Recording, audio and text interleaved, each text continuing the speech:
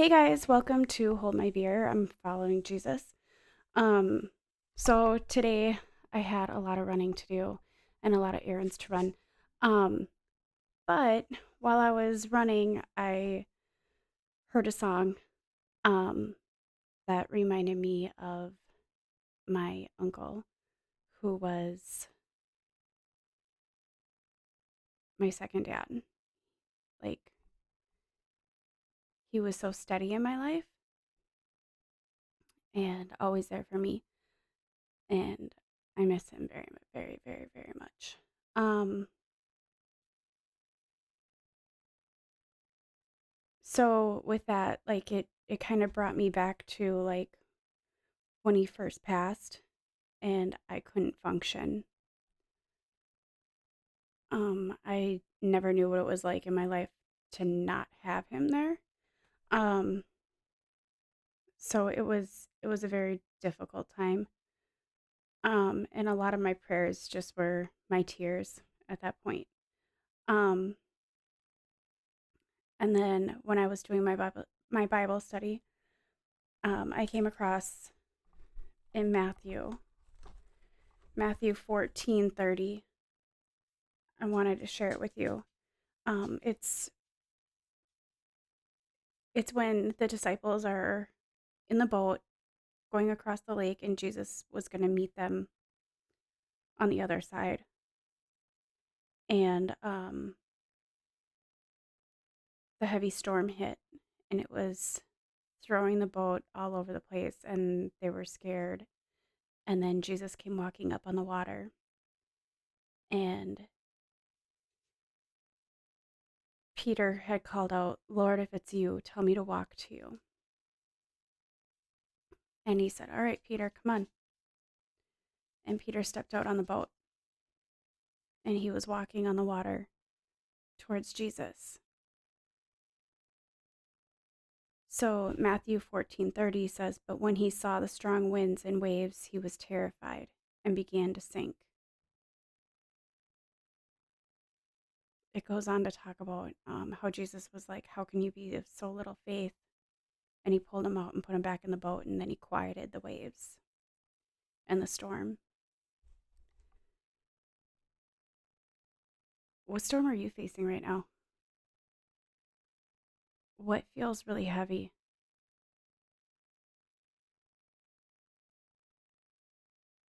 What makes it hard to get out of bed in the morning?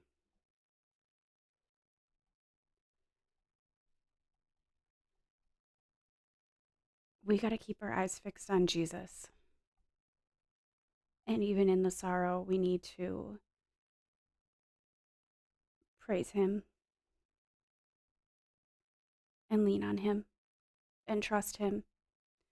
Because the more our eyes are focused on Jesus, he's already taken everything. He's already taken all our hurt, all our pain, all of our disappointment. He already took that on the cross. It's not our job to carry it. It's not our job to carry it alone. So we need to give that to Jesus.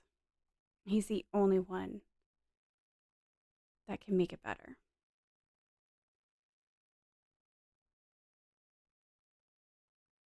Through the loss that I experienced, I didn't lose my hope in Jesus. I didn't lose my trust in him.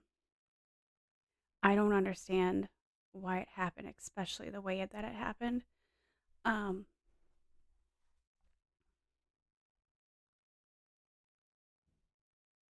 this summer it'll be a year, and I still can't wrap my brain out of what good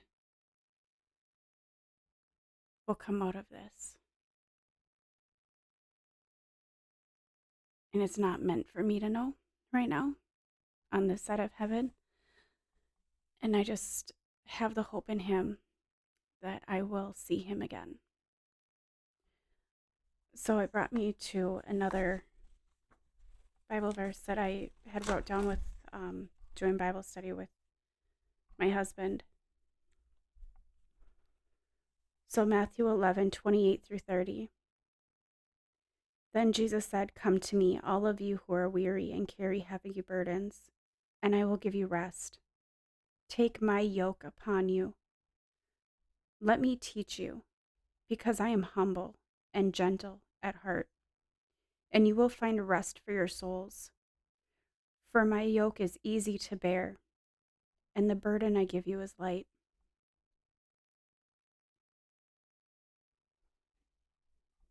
That's a promise, you guys. He's not going to abandon you in your hurt. And like I said, it was hard for me to function. Most days I didn't even read my Bible. It's not that I didn't trust him or wasn't calling on him, because I was. But during that time, my tears were my prayer. I had to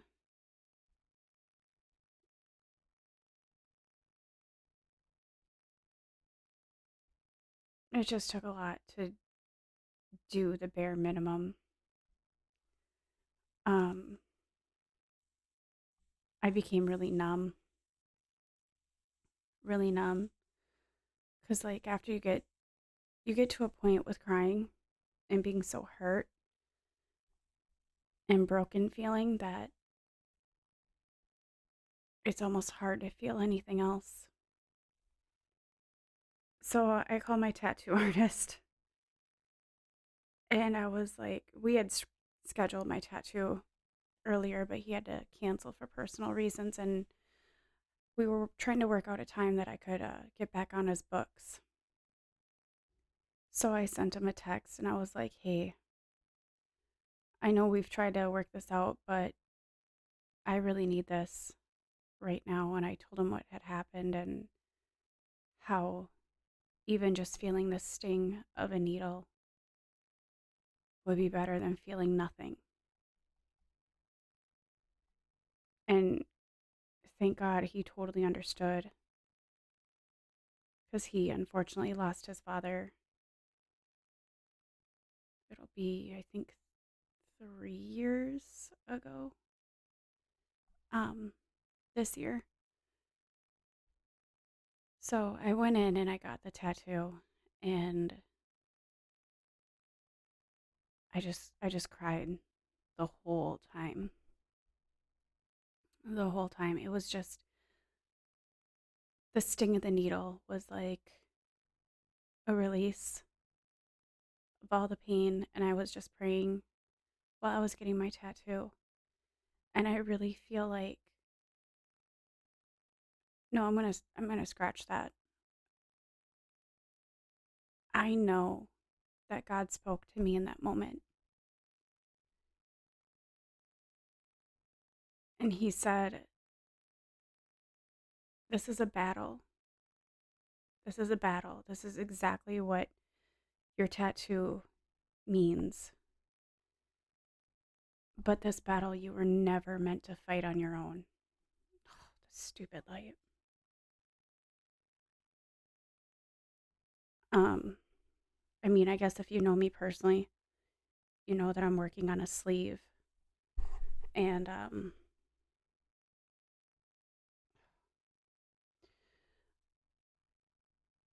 so I'm working on the sleeve, and I got the third part of this sleeve done. I don't know if you'll see it very well.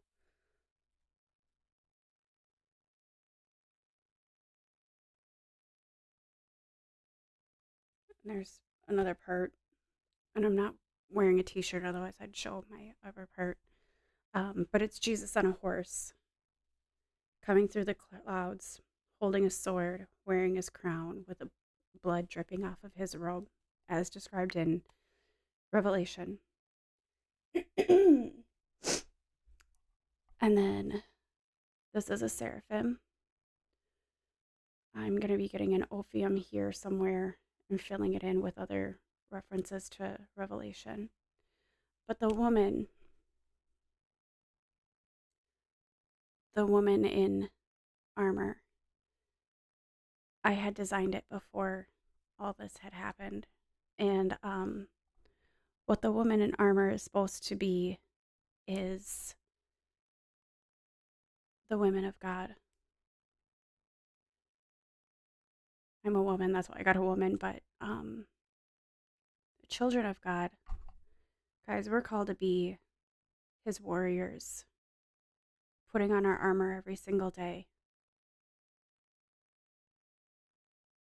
But because we're his warriors, we're not meant to carry the battle by ourselves.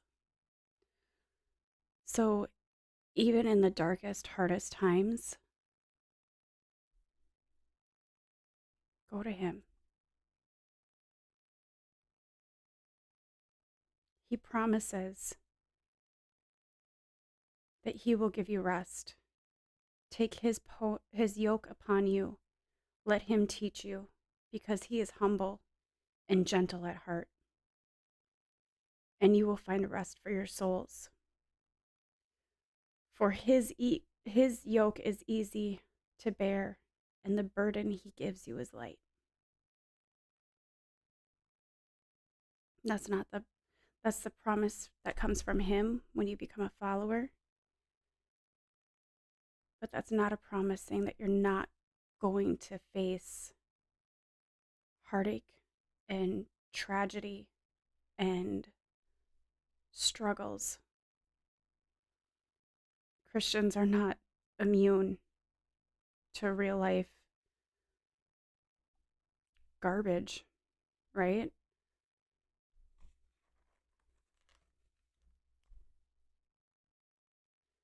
So when you saw the strong wind and the waves and were terrified,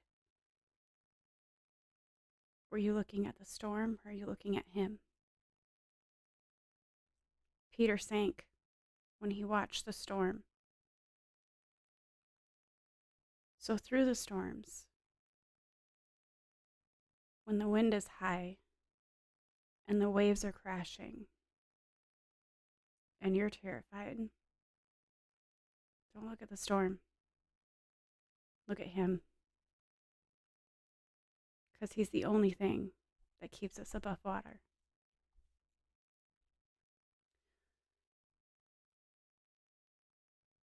Again, I don't get it. It doesn't make sense to me. And maybe on this side of heaven, it won't.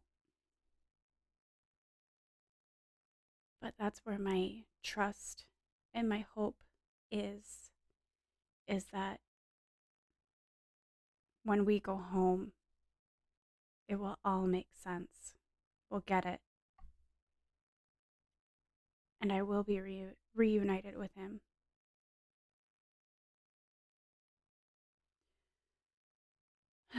Among others that we've lost.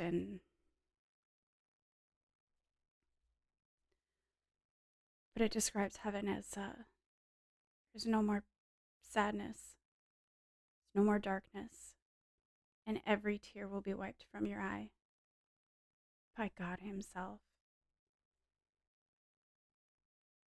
I don't know about you, but I'm homesick for that.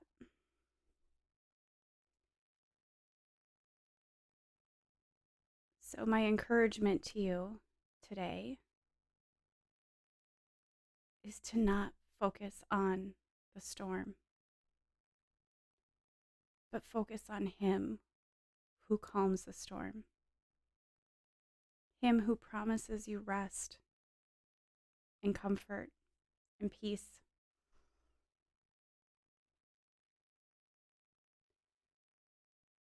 I hope that encourages somebody today. I hope that helps. And I hope you guys have a great night. And I will see you guys tomorrow.